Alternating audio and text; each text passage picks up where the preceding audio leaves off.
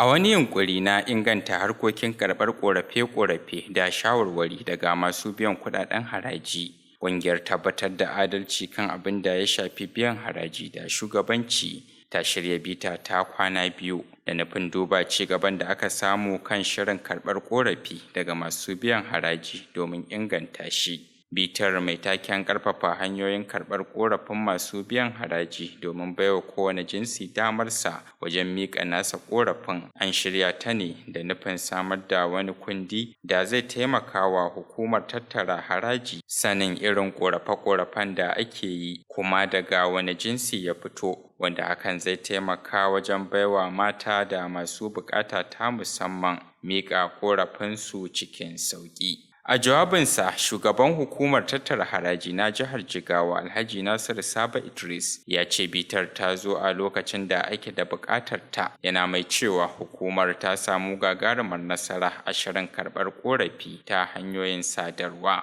Ya ƙara da cewa hukumar tattara haraji ta jihar Jigawa ta karɓi ƙorafi da shawarwari aƙalla 400 daga masu biyan haraji kuma ta magance kashi 85 cikin 100 na ƙorafin.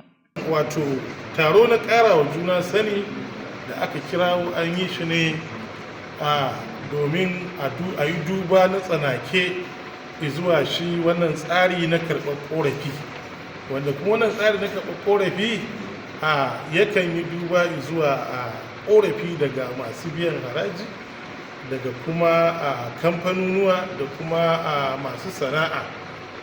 Duk wanda yake da ƙorafi muna da tsari wanda zai shigar, ko dai ya kira lambobin wayanmu ko dai ya tura ta email address namu.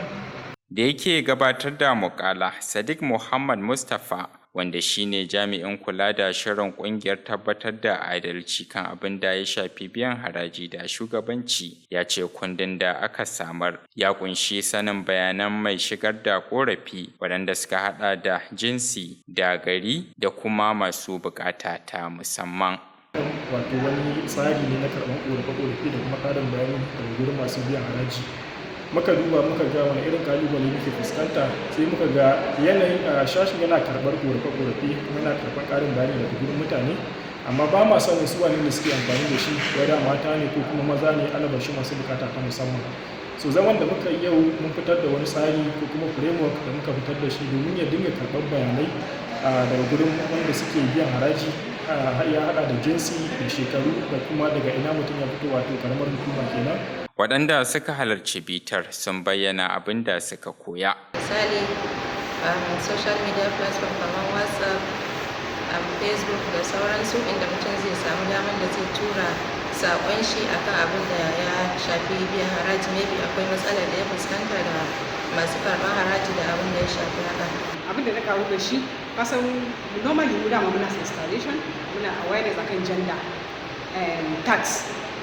So muna yi wa mata, musamman kamar yanzu mata, abin da yake so kamar yadda aka yi magana akan bias ɗin, mata a cikin gida ko masu sana'a wanda ba sa biyan tax. Wannan bita ta baiwa jihar Jigawa damar shiga sahun jihohin Kano da Kaduna na samar da kundin da zai taimaka wajen sanin dukkanin bayanan da suka dace daga masu miƙa ƙorafi.